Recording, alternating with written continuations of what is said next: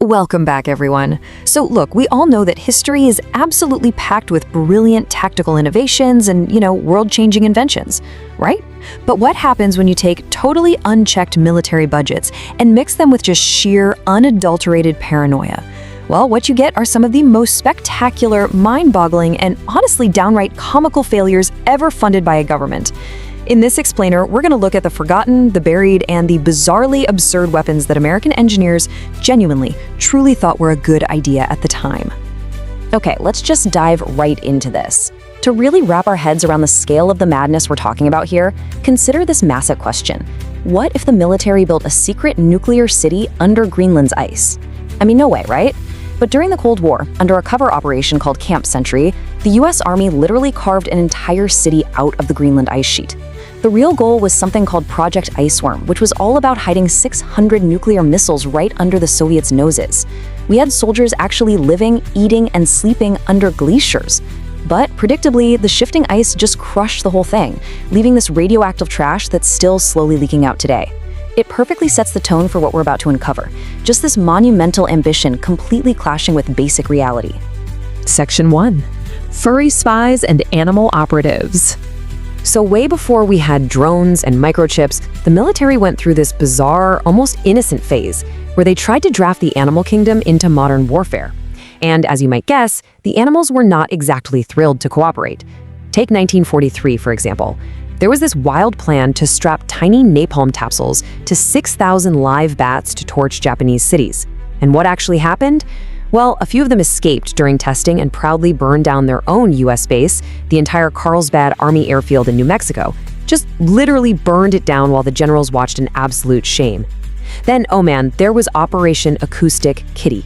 The CIA spent millions surgically implanting a microphone into a cat to eavesdrop on Soviet diplomats. And on its very first mission, it was immediately flattened by a taxi. Just boom, done. Finally, you had Harvard psychologist B.F. Skinner spending 3 years training pigeons to sit inside missile nose cones. The idea was they'd guide bombs by pecking at screens, kind of like confused arcade gamers. But yeah, the military finally pulled the plug, and Project Pigeon died quietly. Before we move on, I really have to give a quick shout out to a couple of honorable mentions here. Over in Vietnam, the US Navy actually trained dolphins with sharp needles strapped to their heads to become underwater assassins. I mean, just imagine Flipper as a Cold War hitman. And going way back to 1856, the US Army imported actual camels to patrol the Arizona desert. The whole camel course thing totally fizzled out, and their wild descendants just roamed around Arizona terrifying cowboys literally all the way up until the 1940s. Section 2. Comically impractical firearms. Alright, so animals didn't quite work out. Now we enter the true mad scientists phase, where engineers tried to completely reinvent personal weaponry. But, unfortunately, they usually ended up creating things that were far more dangerous to the user than to the actual enemy. On one extreme, we have the Liberator. Now, what's really interesting about this is it was essentially the IKEA furniture of guns, a tiny, mass-produced single-shot pistol meant to be airdropped to civilians in Nazi-occupied Europe. It even came with comic book-style instructions. On the exact opposite extreme, you've got the absurdly over-engineered gyrojet. This thing was basically the disco ball of firearms. It fired these tiny, complex, solid-fuel rockets instead of regular bullets. Now sure, it had zero recoil, but those rockets needed distance to accelerate, so if an enemy stood right in front of you, the rocket would just gently bunk them at close range, kind of like a confused bumblebee. And the price tag for the Liberator? Get this, just $2.10 per unit. America cranked out 1 million of these cheap little throwaway toys. But the kicker? The vast majority of them never even made it to Europe. They mostly just sat there rotting away in warehouses. It was literally the mass production of pure uselessness. But the bizarre rapid-fire failures definitely didn't stop there. Take the Vandenberg volley gun. This thing crammed 85 musket barrels into one massive 400-pound chunk of metal. You'd fire this giant wall of lead exactly once, and then you'd have to spend the next 10 minutes hand reloading every single barrel. Pure misery. Then there was the Agar coffee mill gun from the Civil War. It literally looked like a giant coffee grinder, actually ordered by Lincoln himself, but it jammed constantly. It was basically a weaponized breakfast. And of course, we absolutely cannot forget the Dardic round, which completely ditched regular bullets for, wait for it, triangle-shaped plastic ammo. It was basically doing geometry homework with gunpowder, and shocker, nobody wanted to use it. Section 3. Billion-dollar vehicular blunders. Let's step out of the armory for a second and head over to the motor pool, where these massive, incredibly expensive transportation projects were actively ignoring the basic laws of physics. Take picrate, for example. This was a magical concoction of frozen seawater mixed with sawdust. Now, it sounds like a complete joke, right? But under Project Habakkuk, Allied engineers genuinely planned to use this magical ice scoop to build a 2,000-foot unsinkable aircraft carrier. The logic was that German torpedoes couldn't sink a giant ice cube. They actually built a small prototype up in Canada before some brave soul finally pointed out to the generals that, hey, ice naturally melts. They slowly backed away from the chalkboard, and the sailing iceberg was canceled forever. And this brilliant lack of foresight perfectly plagued our next item, the Goodyear Inflatoplane. It was exactly what it sounds like, a bouncy, rubber aircraft that you literally pumped up behind enemy lines like a beach toy. The military genuinely thought they could drop these deflated planes to down pilots so they could just inflate them and fly back home. Obviously, it took exactly one person pointing out that a single enemy bullet would instantly pop this multi-million-dollar balloon for the Pentagon to quietly deflate the entire project. The vehicular hubris just kept rolling along. Back in 1916, we had the Holt 75 land battleship.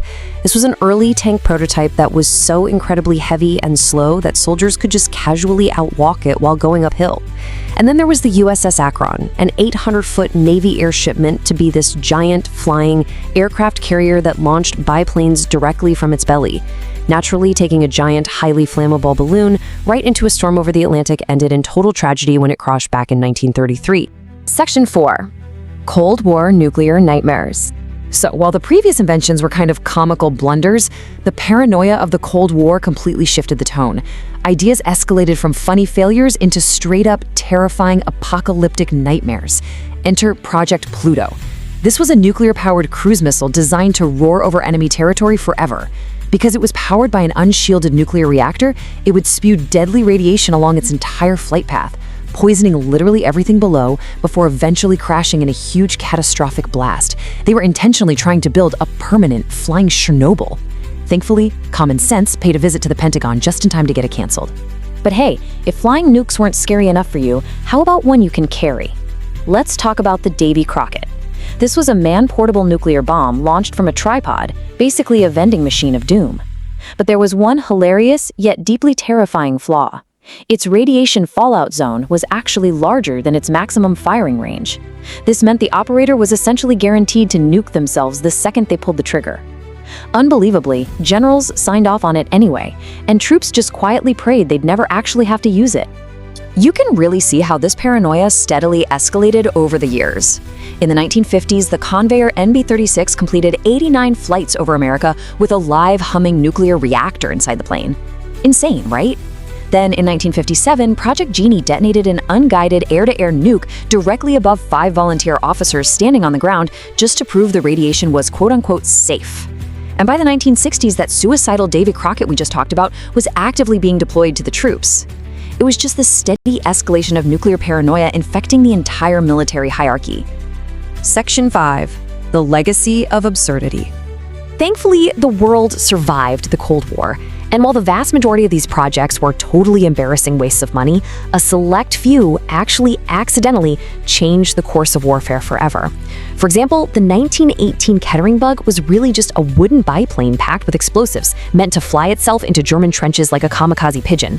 It never actually saw combat, but it proved a concept that directly paved the way for the 1945 BAT, which was a clever radar-guided glide bomb that used a tiny internal brain to actively hunt down Japanese ships on its own. So that ridiculous wooden bug from World War I literally became the grandfather of every modern cruise missile and smart bomb used today. It turns out, sometimes ugly weapons are actually brilliant inventions in disguise. You see, the history of innovation is not some straight line of successes. It's a chaotic, highly messy process of trial and error. You literally have to build the terrible, weird geometry homework guns and the bouncy rubber airplanes to eventually figure out the brilliant, world-changing technologies. And that brings us to the end of our journey through history's strangest armory. But I want to leave you with this final thought. Which forgotten weapon do you think is the absolute most unbelievable? Was it the spy cat flattened by a taxi, the flying Chernobyl, or maybe the gun that shot triangles? The past is always so much wilder than we think it is. Keep questioning, keep learning, and I will see you in the next explainer.